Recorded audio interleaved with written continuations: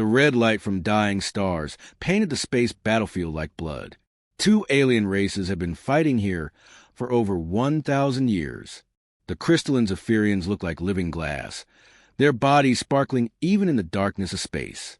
The biomechanical Vorthak were part machine, part living creature, with metal arms and electronic eyes that glowed blue. Commander Park Geo stood at the window of his human spaceship, called Unity's Dawn. He watched the alien ships shooting bright energy beams at each other. The beams cut through space like deadly lightning. When they hit their targets, the alien ships exploded in balls of orange and white fire. Jiho was a middle-aged Korean man with gray hair and tired eyes. He had seen many wars on Earth, but nothing like this. This war had been going on for longer than human civilization had existed. His job was to try to make peace between these two alien races. "Sir, both alien groups are sending us messages," said Lieutenant Kim Mina from her computer station. She was a young Korean woman with quick fingers that moved across glowing buttons and screens. "They do not sound happy to see us." Mina listened to the alien voices through her headphones. The Zephyrians sounded like breaking glass when they spoke. Their voices were high and musical, but filled with anger. The Vorthaks sounded like robots, with deep mechanical voices that buzzed and clicked. "What are they saying?" asked Jiho. Dr. Lee Taemin sat at another computer station covered with translation equipment. He was a Teams language expert, a thin Korean man with thick glasses who had spent years learning how aliens communicate. He listened carefully to both alien languages, trying to understand their words. "Both sides are telling us to leave immediately, or they will destroy our ship," Taemin said calmly. "They think we are interfering with their war. They do not want our help." The human team had come from Earth to try to stop this ancient war. Earth's leaders thought this would be a good place to start helping other species make peace. The war was far from human space, so it seemed safe to practice their peacekeeping skills here. But the aliens did not want peace. They wanted to keep fighting. Specialist Oh Sumi looked up from her research computer. She was a young Korean woman who studied alien history and culture. Her screen showed information about the long war between the Zephyrians and Vorthak. "This war's been going on for so long that young aliens on both sides have never known peace," she said quietly. "Their great-great-great-grandparents started this fight. Now the current generation does not even remember why they are fighting. They just know they must kill their enemies." Jiho watched another Vorthak ship explode in the distance. Pieces of metal and strange alien technology scattered into space. Somewhere else in the battle, Zephyrian crystal ships were probably being destroyed too. Thousands of alien lives were ending every day, and for what? The human ship was small compared to the massive alien warships around them. Some of the alien ships were as big as Earth cities, carrying millions of soldiers and weapons that could destroy entire planets.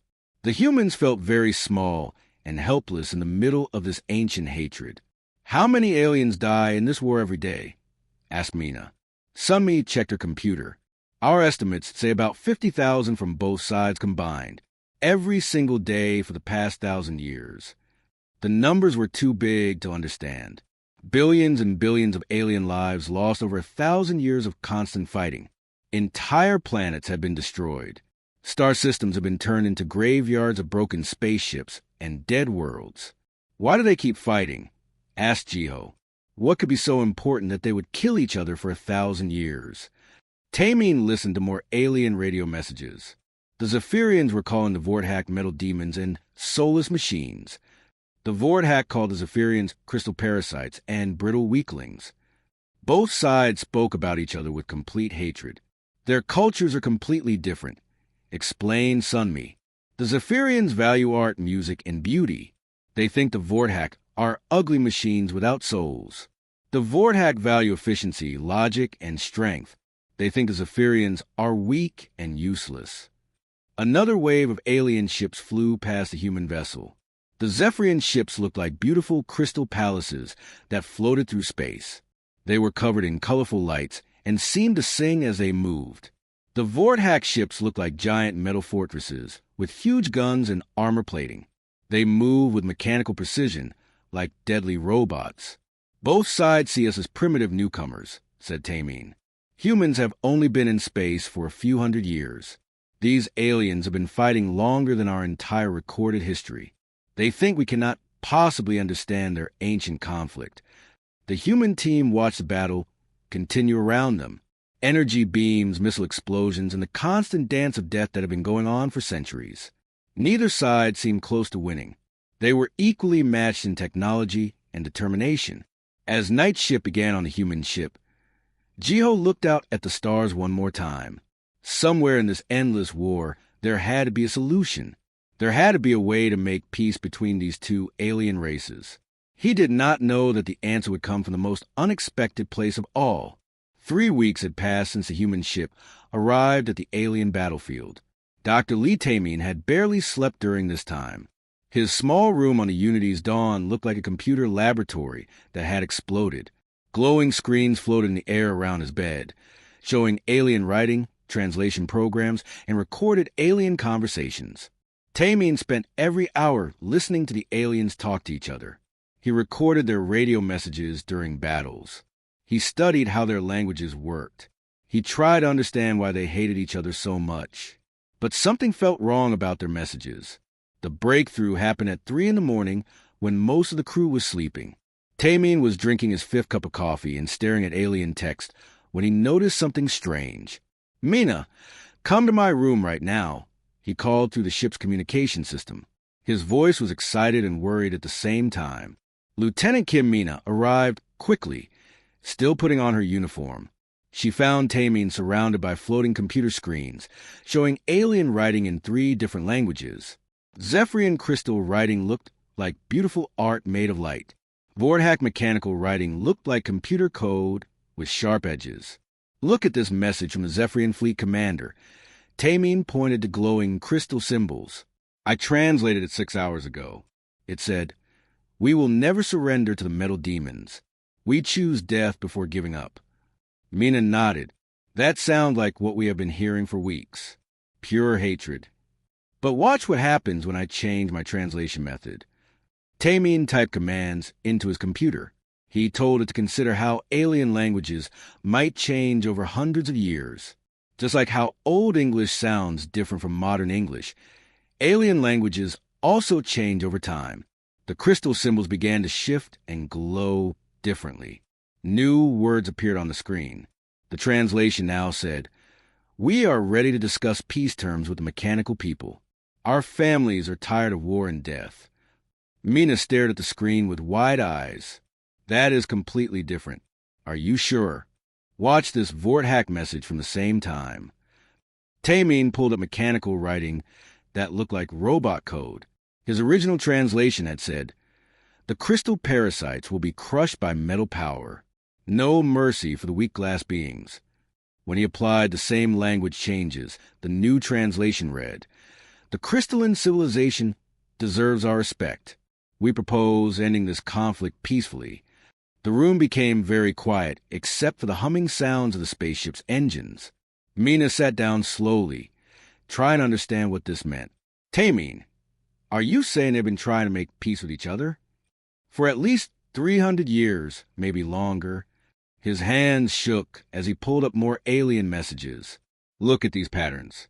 Both sides have been sending peace offers, but their languages have changed so much during the war that they cannot understand each other anymore." He showed her dozens of messages. Every Zephyrian attempt at peace sounded like a death threat when translated with old language rules. Every Vorthack offer to negotiate sounded like a promise of destruction. Their ancestors spoke similar languages 1,000 years ago, Taemin explained. But after centuries of war and separation, their words evolved differently. The translation computers on both sides are still using the old language rules from when the war started. Mina looked at screen after screen of evidence. So every time one side tries to say, "Let us make peace," the other side hears, "We will kill you all"? Exactly. And when they respond with anger to what sounds like a threat, their response also gets mistranslated as a threat. It becomes an endless cycle of misunderstanding. Taemin pulled up a timeline showing how the alien languages had changed over the centuries. In the beginning, both species could communicate clearly. But as the war continued, Their languages grew apart like two rivers flowing in different directions. The original fight was probably about something small, he continued, maybe territory or resources. But once they stopped being able to understand each other, the war became about the war itself. They kept fighting because they thought the other side kept making threats. Mina felt sick to her stomach. 1,000 years of war. Billions of deaths. All because of bad translation. The worst translation error in galactic history, Tamine said quietly. He showed her more recent messages. The Zephyrian commander had been asking for prisoner exchanges and medical aid for wounded soldiers. The Vorthack leader had been requesting safe zones for civilian evacuation. Both sides thought they were being reasonable and peaceful. Both sides thought the other was responding with pure evil. "We have to tell Commander Geo immediately," said Mina. "Yes, but think about this carefully," Tamine warned. "If we broadcast this information to both fleets, will they believe us? We are unknown aliens making wild claims about their ancient holy war. They will think we are lying or trying to trick them." Mina realized he was right. Both alien species already distrusted the humans. If the humans suddenly announced that the 1,000-year war was based on a misunderstanding, the aliens would probably assume it was some kind of psychological weapon or trap. "So what do we do?" she asked. Tamine stared at the floating screens around them, his mind racing with possibilities. Somewhere in all this data was the key to ending the longest war in galactic history. But finding the right approach would require careful thinking and perfect timing. The truth was more powerful than any weapon, but only if they could find the right way to share it.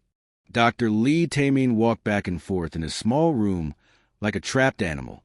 The discovery of the translation error was the most important thing he had ever found, but he did not know how to use it. Commander Park Jiho sat in a corner chair, thinking hard about what they should do. Specialist Osumi worked quickly at a portable computer, her fingers moving fast across the glowing buttons. "We could send the correct translations to both alien fleets," suggested Lieutenant Kim Mina. "We could explain what has been happening for the past 1,000 years. They would never believe us," Commander Geo replied sadly. "From their point of view, we are strange unknown aliens making crazy claims about their sacred war. They would think we were trying to trick them or attack them with lies." Tamine stopped walking. A new idea formed in his mind. "Then we do not go big. We go very small." The others looked at him, waiting to hear his plan. "Sunmi, can you find individual communication workers on both sides? Low-level people who monitor radio channels, but do not make important decisions?" Sunmi's fingers flew across her computer screen. "I have been tracking signal patterns for weeks. There's a Zephyrian communications worker called Colonite Resonance, and a Vorthack maintenance engineer called Unit 7742. Both of them spend long work shifts listening to the quiet radio frequencies." "Perfect." Tamine sat down at his translation computer. "We are going to help them talk to each other." Using his new translation methods, Tamine began creating a secret communication channel between the two alien workers. He did not tell them who he was, or explain why he was doing this. He simply created a bridge that would let them communicate with perfect translation for the first time in centuries. The first message was careful and uncertain.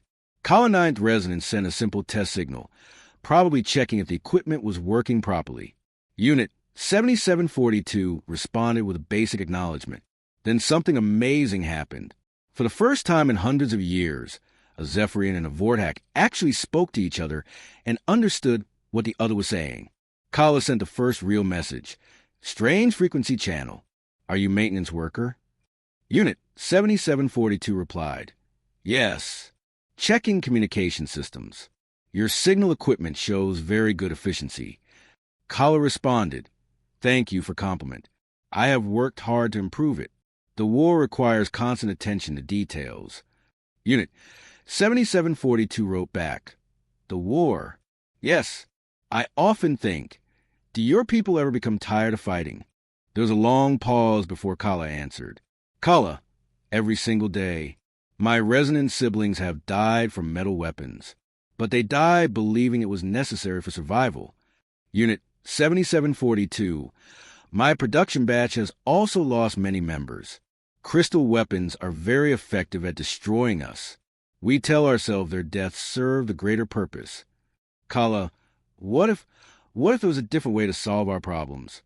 Tameen watched the conversation with growing excitement. The two alien workers were talking like people, not like enemies. They were sharing their sadness about lost friends and family members. They were questioning the war that had defined their entire lives. "This is working," whispered Mina, reading over his shoulder. "Unit 7742. I have maintained weapon systems for 15 years. Every day, I repair machines designed to kill your people. Sometimes, I wonder what I would build if there was no war. Kala, I coordinate battle communications. I send messages that lead to death and destruction. Sometimes I dream about sending messages of peace instead." The conversation continued for hours. Two individuals from enemy species, talking honestly for the first time. They shared stories about their families, their hopes, their fears. They discovered that despite looking completely different, they had the same basic feelings and desires. "Can we create more of these connections?" asked Sunmi. Tameen nodded. "We start with people who are not important military leaders. Communication workers, maintenance staff, medical personnel. People who see the war from the ground level and are tired of the killing."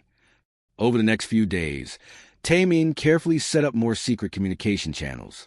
He connected a Zephyrian medical worker with a Vorthack repair technician. He linked a young Zephyrian soldier with a Vorthack supply coordinator. Each time, he made sure the translation was perfect. The results were the same every time. When the aliens could actually understand each other, they discovered they were not monsters. They were just people caught in a war that none of them really understood anymore. A Zephyrian engineer named Verasecond Harmony began sharing technical information with a Vorthack builder called Unit 2891. They compared how crystal technology worked with mechanical systems. Both were fascinated by the other's approach to solving problems. Young soldiers exchanged pictures of their home planets and families. They talked about what they wanted to do after the war ended. Many had never imagined that the war could end, but now they began to hope. "The conversations are spreading," reported Sunmi. "The aliens are starting to request specific individuals by name. They are becoming friends." Tameen smiled as he monitored dozens of peaceful conversations between former enemies. His whisper protocol was working. Instead of grand announcements or official treaties, peace was growing quietly in small personal connections between ordinary people. The 1,000-year war was beginning to end, one conversation at a time, and the alien military leaders had no idea what was happening. The change began in the dark spaces between the giant alien warships. In the quiet moments when soldiers were not shooting at each other, something new was happening. Dr. Lee Tameen's secret communication channels were spreading like flowers growing in a desert. Specialist Osumi watched 17 different conversations at the same time. Her computer screen showed real-time translations flowing between Zephyrian crystal singers and Vorthack maintenance workers. Young alien warriors who had never known peace were talking to old veterans who could barely remember what they were fighting about. "Sir, we have an unusual situation," Lieutenant Kim Mina reported to Commander Park Jiho. "Several battle sectors are showing much less fighting activity. Both alien sides are pulling their ships back from the front lines." Commander Jiho studied the tactical displays with growing amazement. Red dots on the screen showed where alien ships were positioned.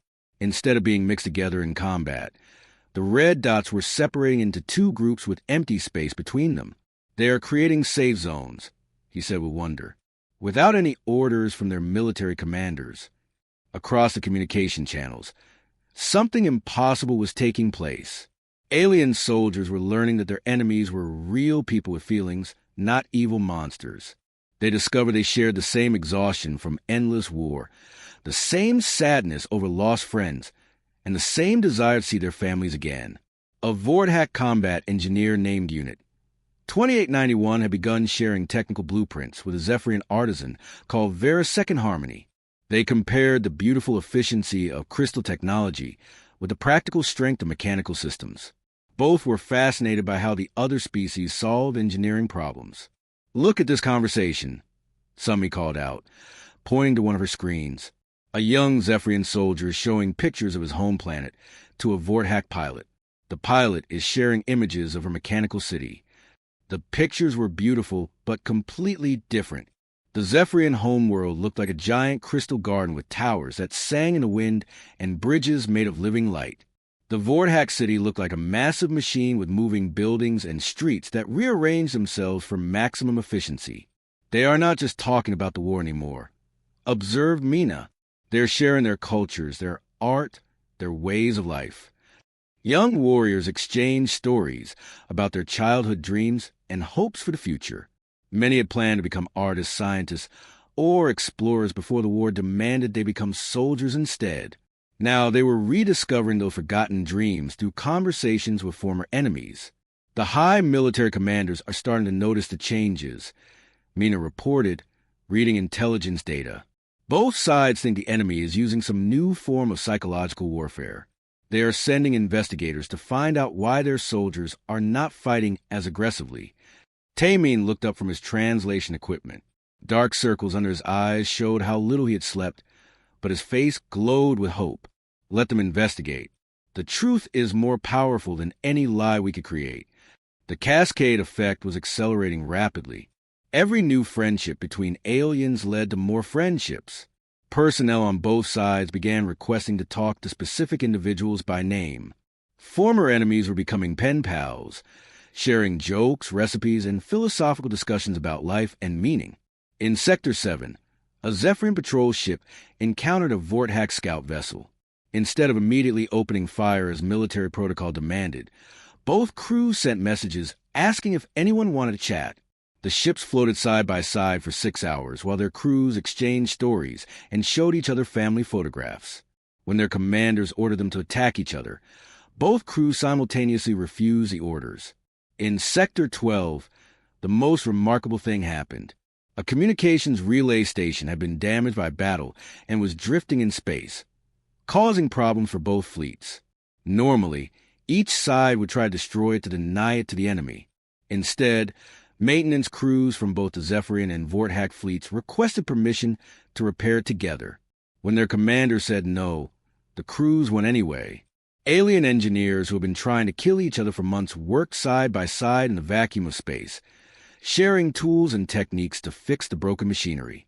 "This is spreading faster than we anticipated," said Jiho, watching the tactical displays change in real time. More and more sectors were showing reduced combat activity. Some areas had stopped fighting completely.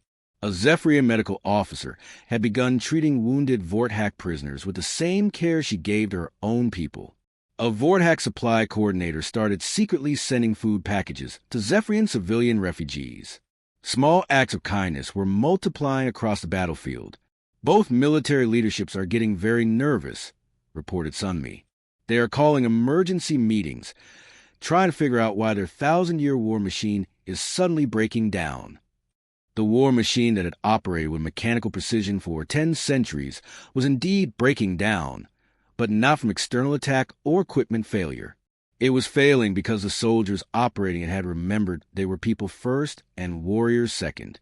In communication centers throughout both fleets, alien personnel were discovering that the enemy had names, families, dreams, and fears just like they did. The abstract concept of the enemy was being replaced by individual friendships with specific people who happened to be from the other species. The 1,000-year war was ending not with explosions or surrender ceremonies, but with the quiet realization that there was no good reason to keep killing each other. The end of the 1,000-year war came without explosions or surrender ceremonies. It came with silence. Commander Park Jiho stood at the observation window of Unity's dawn, watching the most incredible sight in galactic history. 2 massive alien fleets floated peacefully in space with their weapons powered down. Instead of the constant sound of battle communications filled with threats and anger, the radio channels buzzed with friendly conversations between former enemies. "Sir," Lieutenant Kim Mina called from her communication station, "I am receiving formal messages from both fleet commanders. They are asking for human help to arrange an official meeting." Dr. Lee Tamin smiled tiredly from his translation equipment. After weeks of secretly connecting individual aliens in private conversations, both species had finally remembered how to speak to each other properly. The knowledge of their 1,000-year translation mistake had spread through both fleets like wildfire. Specialist Oh Sunmi checked her casualty reports for the past 3 days. 0 combat deaths, sir. Both sides have unofficially stopped fighting, while they try to figure out how to officially end a war that should have ended centuries ago.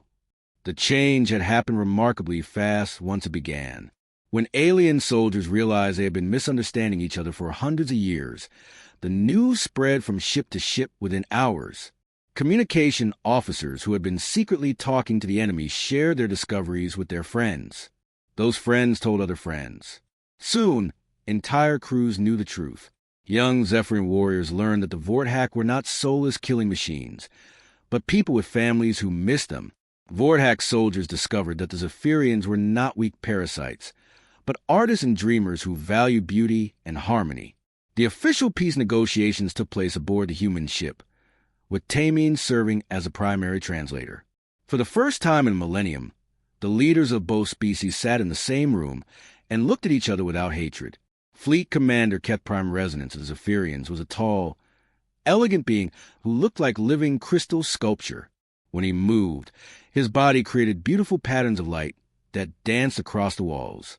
Strategic Unit Alpha, one of the Vorthak, appeared to be half machine, half living creature, with glowing blue eyes and arms that could transform into different tools. Our historical records show that our ancestors fought over mining rights in the Kepler 442 asteroid belt. Keth Prime Resonance sang in his musical crystal voice. Tamine's perfect translation allowed the Vorthak commander to understand every word clearly. It was a simple resource dispute that could have been resolved with basic negotiation. Our data files confirmed the same information. Strategic Unit Alpha, one replied through his mechanical voice box. 1,000 years of war, billions of casualties, over territory that both our civilizations could have shared from the very beginning. The two commanders stared at each other in stunned silence as the full weight of the tragedy became clear. 1,000 years of hatred, death, and destruction over a misunderstanding that should have been resolved in a few days of proper communication. The asteroid belt contains enough rare minerals for both our species to mine for the next 10,000 years, added Keth Prime Resonance. There was never any need to fight at all. The peace treaty was written and signed within 1 week, but the real peace had already begun in the small conversations between ordinary individuals who chose to see each other as people rather than enemies. Zephyrian artists began collaborating with Vorthak engineers to create new forms of beauty that combined crystal harmony with mechanical precision.